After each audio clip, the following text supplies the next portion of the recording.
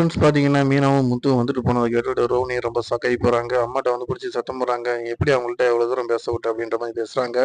இங்கே முத்து, மீனா வந்து அவங்க அண்ணாமலைட்ட வந்து என்ன பேசுறாங்க பார்த்தீங்கன்னா, "அப்பா வந்து நாங்க போய் நல்லா பார்த்தோம். அந்த அம்மா உடம்பு முடியாம இருக்கிறாங்க. பட் என்னன்னு கேட்டீங்கன்னா, இப்ப கூட அவங்க பொண்ணு வந்து பார்க்கல அப்படின்ற ஒரு கவலை தான் எங்களுக்கு இருக்கு. அது மட்டும் இல்ல அந்த பயல எங்கனால பார்க்க முடியல. வெளில போயிருக்கு" அப்படின்னு சொன்னாங்க. நாங்க விஷயத்த சொல்லிட்டு வந்துட்டோம்ப்பா. அதாவது தம்பிய வந்து நாங்க தத்தெடுத்துக்கிறோம் அப்படின்ற மாரி சொல்லிட்டு வந்துட்டோம்ப்பா அப்படிங்கிறாரு. அதுக்கு அவங்க என்னப்பா சொன்னாரு அப்படின்னு அண்ணாமலை கேட்குறாரு. அதுக்கு அவரு சொல்றாரு, இல்லப்பா அவங்க நாங்க டைம் கொஞ்சம் குடுங்க. நான் யோசிச்சு சொல்றேன் அப்படின்ற மாரி சொல்லியிருக்காங்க அப்படின்ட்டு சொல்றாங்க. ரோஹிணி நேரா ஃப்ரெண்டுட்ட போய் இந்த விஷயத்த சொல்றாங்க. இங்க பாருடி என்னென்ன நடக்குது அப்படின்ட்டு.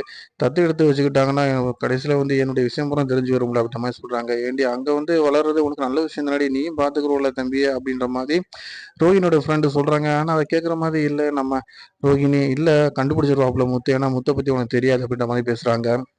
அப்புறம் என்ன பண்றாங்கன்னா, நேரா ஸ்கூல்ல போய் அட்மிஷன் ஆன வேண்டிய எல்லா ஏற்பாடும் பண்ணிட்டு, நேரா அம்மாட்ட ஃபோன் பண்ணி கேட்குறாங்க. அம்மா இந்த மாதிரி தம்பிய ஸ்கூல்ல சேர்க்கறதுக்கு நானும் முயற்சி பண்ணிட்டேன். கண்டிப்பா அடுத்த வீக்கு அல்லது அடுத்த மாசத்துல தம்பிய நம்ம சேர்த்து விட்டுறலாம் அப்படின்ற மாதிரி அவங்க சொல்றாங்க. இங்க பார்த்தீங்கன்னா, மனோஜ் ஷோரூம்ல இருக்கும்போது ஒருத்தர் பழைய வட்டிக்கு லெட்டர் கொண்டு வந்து குடுக்குறாரு. அதுல என்ன இருக்குன்னு பார்த்தீங்கன்னா, "நீ சூசைட் பண்ணிக்கிற போற" அப்படின்னு சொன்னோனே மனோஜுக்கு ரொம்ப பயம் குடுத்துருது.